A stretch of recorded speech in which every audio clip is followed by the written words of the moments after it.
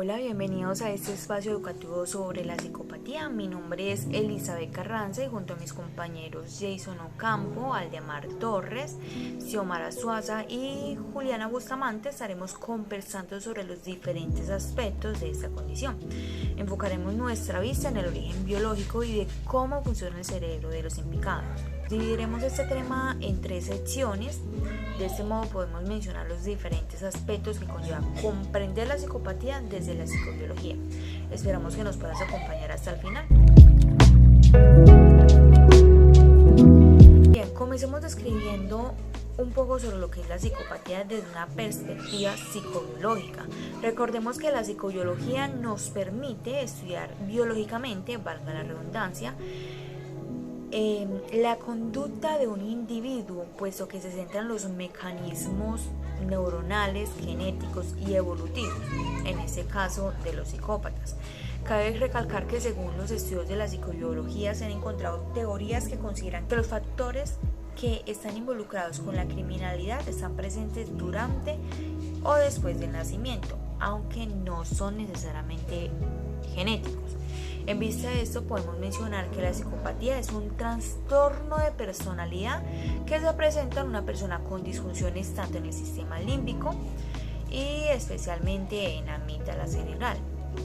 Recordemos que la capacidad de detectar amenazas, producir y comprender respuestas emocionales de miedo son las funciones principales de la amígdala, lo que la convierte en una estructura supremamente importante en el comportamiento social y de autoconservación, que en consecuencia no está completamente funcional en el psicópata, y más adelante sabremos el porqué.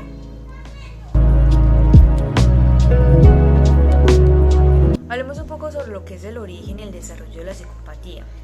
Patrick, por allá en el 2022, que es un científico, nos explica que la psicopatía es un trastorno neurocognitivo de la personalidad. Detengámonos aquí un momento. ¿Qué es neurocognitivo?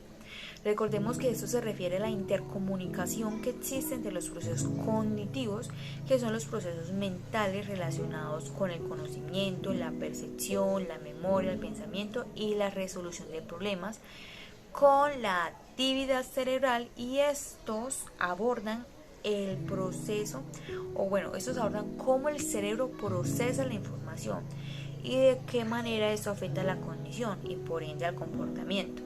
Volviendo entonces a la definición de Patrick, nos seguía diciendo que por lo tanto involucra síntomas emocionales, interpersonales y conductuales como falta de empatía, reducción de la culpa, aumento de la actividad criminal y violenta, aumento de las tendencias narcisistas y aumento de la conducta antisocial.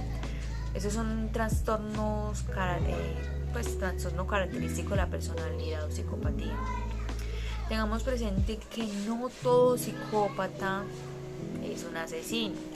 Y ahí hago la aclaración porque lo más normal o lo más común en las personas es que cuando vamos a hablar de un psicópata, inmediatamente nos venga a la mente la idea de que es una persona asesina, pues por las características que destacan en su personalidad. Pero de hecho, en una revista científica hacían la aclaración: todo asesino en serie es un psicópata, pero no todo psicópata es un asesino en serie.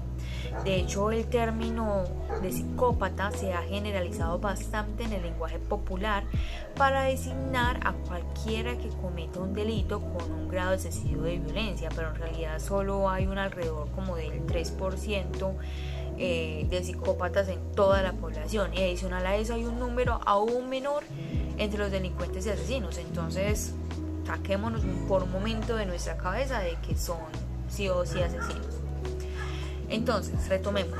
El origen de la psicopatía se relaciona tanto con los factores sociales y también los psicobiológicos, que incluyen disfunciones en la corteza prefrontal y límbica, que impide el control correcto de la conducta y de las emociones.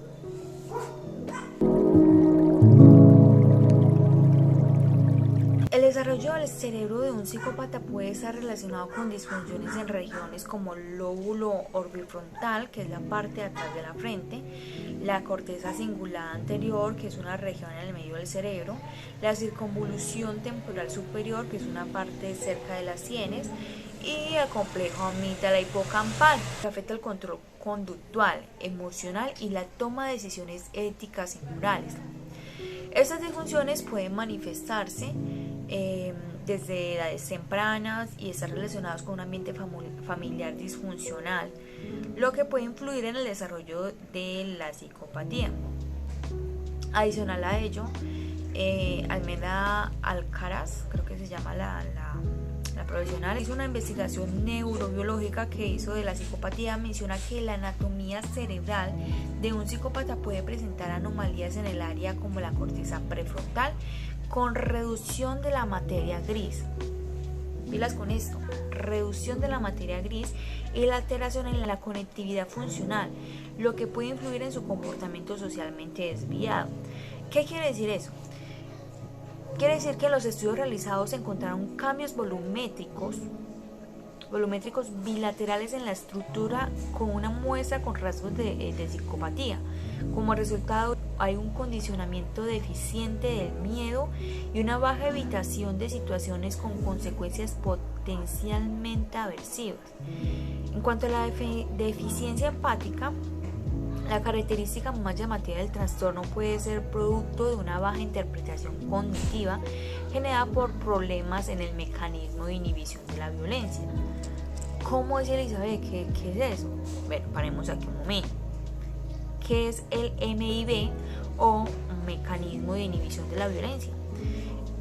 Como tal, consiste en un esquema cognitivo que frena respuestas violentas de un agresor a partir de la comunicación no verbal de la angustia de quien está siendo atacado, como la presencia de llanto, rasgos de desesperación, dolor, tristeza, entre otros. Ese mecanismo favorece el desarrollo de 3 aspectos de la moralidad: las emociones morales como la culpa y el arrepentimiento, la inhibición del comportamiento violento tanto como antes de que ocurra y la distinción moral y convencional entre el bien y el mal.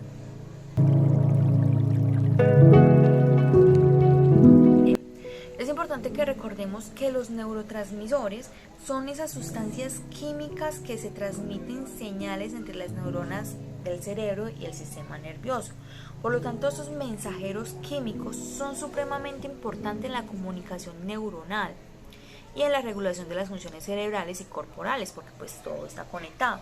Adicional a ello, se han observado en las investigaciones que el mal funcionamiento de los neurotransmisores como la serotonina y la dopamina se relaciona a los rasgos psicopáticos, debido a que provoca la falta de empatía y la impulsividad.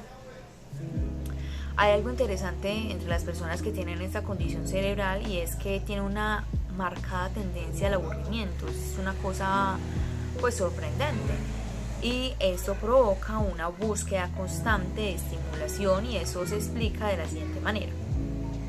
En la revista de investigación, creo que se llama Tendencias en Ciencias Cognitivas, nos menciona que la presencia de baja reactividad a los estímulos es lo que provoca en este caso la necesidad de una entrada sensorial intensa para promover el movimiento cortical, quien es a su vez la que genera el placer, y esto ocasiona que los psicópatas tengan una rápida adaptación a la estimulación, necesitando de esta manera una mayor variabilidad de estímulos para sentirse complacidos, debido a que pues prácticamente se desaparece, ¿cierto?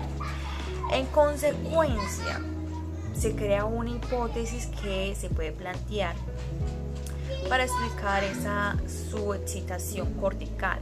En este caso está relacionada con una disfunción del sistema de recompensa cerebral, que es el SCR, especialmente el núcleo de accumbens, y responsable de la liberación de dopamina durante eventos provocados por el estímulo placentero.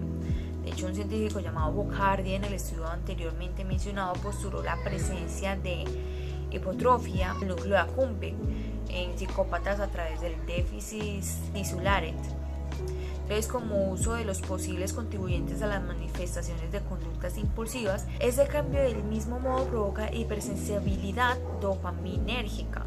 Entonces, por lo tanto, afecta a todo el sistema de recompensa cerebral.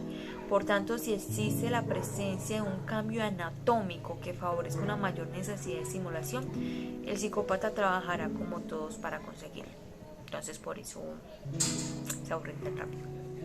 Bien, esto fue el final de este video.